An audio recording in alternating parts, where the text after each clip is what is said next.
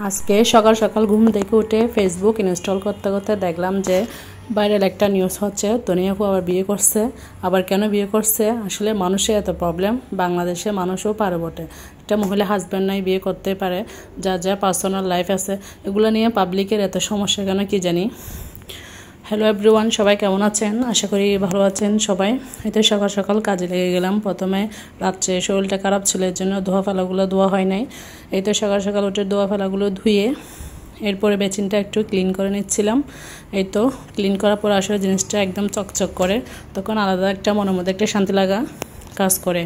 এই তো এখন রান্নার কাজ সকাল সকাল করে ফেলবো, কারণ এখন বাচ্চারা যখন স্কুল মাদ্রাসা চলে যায় সকালবেলা একটু ফ্রি টাইমে কাজ করতে কিন্তু আরাম লাগে, কেউ ডিস্টার্ব করে না। এই তো একটু একটু তার মাঝখানে একটু একটু ভিডিও আপনাদের মাঝে শেয়ার করলাম। এই তো প্রথমে একটা লাউ নিয়ে নিলাম, লাউটা পরিষ্কার করে নিচ্ছি, পরিষ্কার করে একটু কেটে নিব। আজকে কিন্তু ডাল দিয়ে লাউটা রান্না করব। লাউ কে কে খেতে পছন্দ করেন অবশ্যই জানাবেন। এবং আজকের ভিডিওটি আমার সকালবেলা থেকে শুরু। আজকে সারা সকালে কী কী রান্না করলাম, কী কী করলাম এগুলো আপনাদের মাঝে শেয়ার করলাম। এই তো লাউটা আমি কেটে নিয়েছি। আমি একটু কাটাকুটিটা একটু আমি বেছে নিয়ে করি, কারণ বেছে নিয়ে দাঁড়িয়ে কাজ করতে একটু আমি কমফোর্ট ফিল করি। এর জন্য লাউটা কাটা পরে এরকম ফ্রিজ থেকে মাছ বের করলাম। আজকে লাউ আর মাছ রান্না হবে, কারণ সকালে চিন্তা করতেছি কী রান্না করব। আসলে প্রতিদিনে একটা টেনশন মহিলাদের, একবেলা খাওয়া শেষ হলে আর একবেলা কী রান্না করব। সেম রান্না কিন্তু আবার বারবার করলে কিন্তু পরিবারের সদস্যরা কিন্তু খেতে চায় না। এই তো ডালটা আমি ধুয়ে একটু ভিজাতে দিলাম। এবার এদিকে আমি চুলায় তেল বসিয়ে দিয়েছি। তেল বসিয়ে দিয়ে পেঁয়াজ কুচি আর টমেটোটা দিয়ে দিলাম। আমার কিন্তু সব রান্নাতে কিন্তু টমেটোটা দিতে হয়, টমেটো না দিলে কিন্তু আমার ভালো লাগে না। কুচি কুচি করে টমেটোটা দিয়ে দিলাম। এরপর মশলাটা যখন কষানো হয়েছে এখন দিয়ে দিলাম লাউটা ধুয়ে একটু দিয়ে দিলাম, এবং তার মধ্যে ডালটাও একটু আমি এদিকে ধুয়ে নিচ্ছিলাম, ধুয়ে আবার দিয়ে দিলাম। এই তো ডালটাও অ্যাড করে দিলাম, দিয়ে একটু নেড়ে চেড়ে দিব। নেড়ে চেড়ে দিয়ে এটা যখন রান্না হবে, এটা রান্না করতে করতে আমি বাকি কাজগুলো সেরে নিব। এটা এদিকে চুলায় যেহেতু হচ্ছে, আস্তে আস্তে এটা হোক। একটু চুলাটা একটু মিডিয়াম হিটে দিয়ে দিলাম, দিয়ে আর একটু পানি দিয়ে দিলাম একেবারে যাতে পুড়ে না যায়। এই তো এটা ঢাকনা দিয়ে ঢেকে দিলাম। এবার আমি বাকি কাজগুলো করে নিচ্ছিলাম। আজকে রান্না করার জন্য যেহেতু আমার মরিচ ছিল না, এর জন্য মরিচগুলো আগে থেকে সিদ্ধ করে রেখেছিলাম, কারণ কাঁচা মরিচের অনেক দাম, কিন্তু সিদ্ধ করে না রাখলে নষ্ট হয়ে যায়। এর জন্য এনে একেবারে সিদ্ধ করে ব্লেন্ড করে রেখে দিই।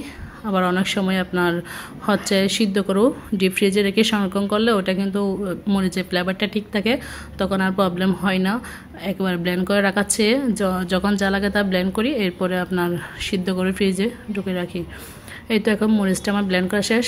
এর মধ্যে অল্প পরিমাণে একটু লবণ দিয়ে দিচ্ছিলাম, কারণ লবণটা দেওয়ার কারণে যখন ফ্রিজ থেকে বাইর করি বরফটা খুব তাড়াতাড়ি গলে যায়। লবণটা দেওয়ার কারণে এটা একটু সুবিধা হয়।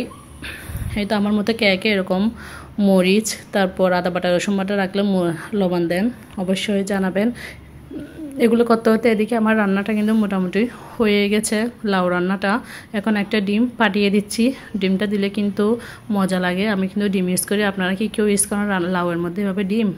এখন একটা ডিমটা একটু ফাটিয়ে দিয়ে দিলাম, দিয়ে একটু নেড়ে দিচ্ছিলাম, কারণ না হয় দলা পেকে যাবে জন্য। এবার একটু ধনিয়া পাতা দিয়ে দিলাম। আপনারা যারা আমার ভিডিও দেখেন তারা তো অবশ্যই জানেন আমার কিন্তু ধনিয়া পাতাটা কিন্তু দিতেই হয়, না হলে কিন্তু আমার খেতে তরকারিগুলো স্বাদ লাগে না। এই তো এখন আমার লাউটা রান্না করা শেষ, এখন আমি মাছটা রান্না করে নিব। এই তো তেলটা যখন একটু গরম হয়ে আসছে তখন দিয়ে দিলাম পেঁয়াজ কুচি।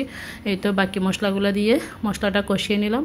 এখন তার মধ্যে দিয়ে দিচ্ছি সুরমা মাছ, আমাদের চট্টগ্রামের ভাষা অনেকে আবার মেট্টা মাছও বলে ওটা। এই তো একটু একটা ধুয়ে ওয়াশ করে নিয়ে একটা দিয়ে দিচ্ছি, দিয়ে একটু নেড়ে চেড়ে দিচ্ছি।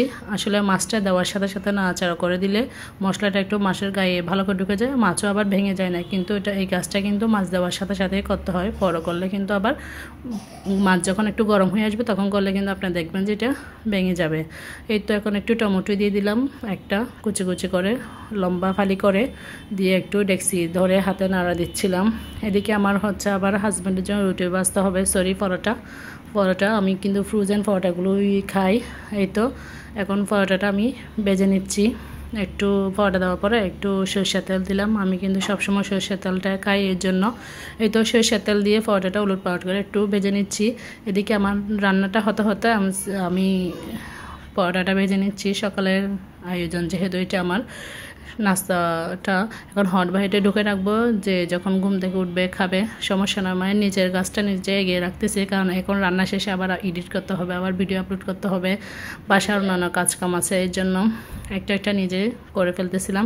এই তো পাউডার বাস্তে বাস্তে এদিকে আমার মাছটা হয়ে গেছে অলরেডি। এই তো এখন একটু ধনিয়া পাতা দিয়ে দিচ্ছি যাতে ফ্লেভারটা ভালো আসে।